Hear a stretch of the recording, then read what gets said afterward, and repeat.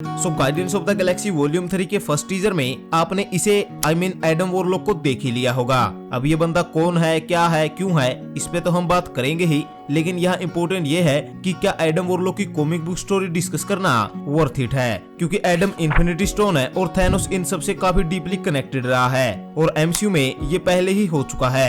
यानी एमसीयू में Adam warlock की ओरिजिन स्टोरी डिफरेंटली स्टार्ट होगी, तो इसका मतलब एडम वॉरलॉक की comic book story movies lover के लिए मीनिंगलेस है। वेल ऐसा नहीं है, क्योंकि एक चीज जो एमसीयू और कॉमिक्स दोनों में कॉमन है वो है हाई रेवोल्यूशनरी, जो कि एडम वॉरलॉक को कॉमिक बुक का क्लासिक कॉस्मिक बीइंग बनाता है। यानी एडम वॉरलॉक की कॉमिक बुक स्टोरी हमारे लिए वर्थ इट जरूर हो सकती है। तो चलिए जानते हैं कौन है ये एडम वॉरलॉक। तो हमारी कहानी शुरू होती है एक साइंटिस्ट के ग्रुप से जिसे इनक्लियस कहा जाता है। तो ये एक्चुअली पूरे यूनिवर्स पे रूल करना चाहते हैं, इसलिए इन्होंने एक परफेक्ट कॉस्मिक बीइंग बनाने का डिसाइड किया और एक ककून को क्रिएट किया जिसमें से निकला एडम वॉरलॉक। अब ये जन्म से ही एक कॉस्मिक बीइंग था, इसलिए इसके पास super strength, super speed, stamina और कॉस्मिक एनर्जी को एब्जॉर्ब और रिलीज करने की पावर थी। अब ये ककून से बाहर आने के बाद इन साइंटिस्ट को छोड़कर स्पेस में निकल पड़ता है और भगवान जाने क्यों पर एसगार्ड से लेडी शिप को उठा लेता है। तू समझा? हाँ। नहीं, तू समझा नहीं। थोर लेडी शिप को छुड़वा लेता है और एडम वॉरलॉक की खूब धुलाई करता है। अब एडम वॉरलॉक जब भी कमजोर होता है या उसे रिकवर होना होता है तो वो अपने चारों ओर एक ककून को क्रिएट कर लेता है और थोर से पिटने के बाद वो ककून में जाकर स्पेस में निकल पड़ता है, जिसके बाद वो मिलता है हाई रेवोल्यूशनरी से। अब हाई रेवोल्यूशनरी एक ब्रिलियंट साइंटिस्ट है जो कॉस्मिक चीजों पे एक्सपेरिमेंट करता है और उन्हें मॉडिफाई करके एक्स्ट्राऑर्डिनरी बनाता है। एक रकून को बोलते हुए रॉकेट में उसी ने बदला है।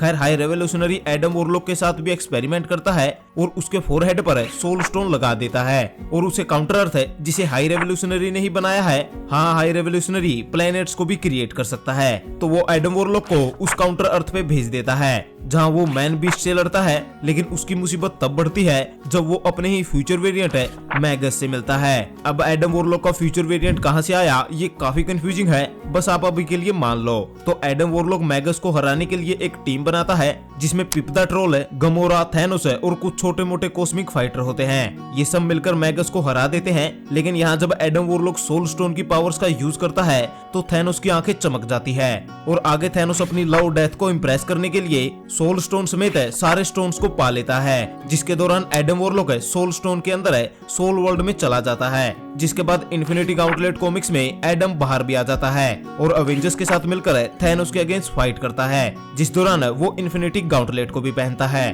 और थैनोस को हराने के बाद सोल स्टोन का गार्डियन भी बनता है। जिसके बाद कॉमिक बुक में जब भी इन्फिनिटी स्टोन्स की बात हुई एडम वॉरलॉक अपीयर हुआ। अब ये थी एक ब्रीफ स्टोरी एडम वॉरलॉक की। इस स्टोरी में सबसे बड़ा की पॉइंट तब आया जब हाई रेवोल्यूशनरी ने एडम वॉरलॉक के फोरहेड पर सोल स्टोन लगाया, क्योंकि इससे न सिर्फ एडम की पावर इंक्रीज हुई बल्कि वो यूनिवर्स में एक इम्पोर्टेंट बीइंग भी बन गया। पर एमसीयू में ऐसा नहीं है, एडम कॉस्मिक बीइंग जरूर रहेगा पर बिना सोल स्टोन के। साथ ही एडम को क्रिएट करने का आइडिया सुनहरी परियों को आया है जो उसे definitely guardians of the Galaxy के अगेंस्ट यूज करेंगी। लेकिन यहाँ ये देखना इंटरेस्टिंग होगा कि क्या हाई रेवोल्यूशनरी अपना कोई कंट्रीब्यूशन देगा एडम वॉरलॉक को बनाने में, क्योंकि हाई रेवोल्यूशनरी इस मूवी में फुली फीचर होगा और मोस्ट प्रोबेबली वो मूवी का मेन विलन भी होगा। जहाँ एडम वॉरलॉक को भी एक विलन की तरह दिखाया जा सकता है एटलीस्ट तब तक जब तक वो सुनहरी परियों के लिए काम कर रहा होगा, पर एक्चुअल में वो एमसीयू में एक एंटी हीरो की तरह स्टेब्लिश होगा जो अपने पावर लेवल के हिसाब से सिल्वर सर्फर, हरकुलिस और थोर जैसे कैरेक्टर्स के साथ अपीयर होता अच्छा लगेगा। फिलहाल एमसीयू कैंग और सीक्रेट वॉर की तरफ जा रहा है जहां एडम वॉरलॉक का भी इम्पोर्टेंट रोल हो सकता है, क्योंकि कैंग डायनेस्टी और सीक्रेट वॉर दोनों कॉस्मिक लेवल इवेंट है जहां एडम वॉरलॉक के टक्कर के सुपर हीरोज की लाइन लगी होगी, जिस बीच में एडम वॉरलॉक कैसे साइन करता है ये देखना काफी इंटरेस्टिंग होगा, क्योंकि कॉमिक्स में भी एडम वॉरलॉक ही कैंग के साथ एंड ऑफ टाइम तक ट्रेवल करता है और वहां पर अपने ही बारे में कई मिस्ट्रीज को एक्सप्लोर भी करता है।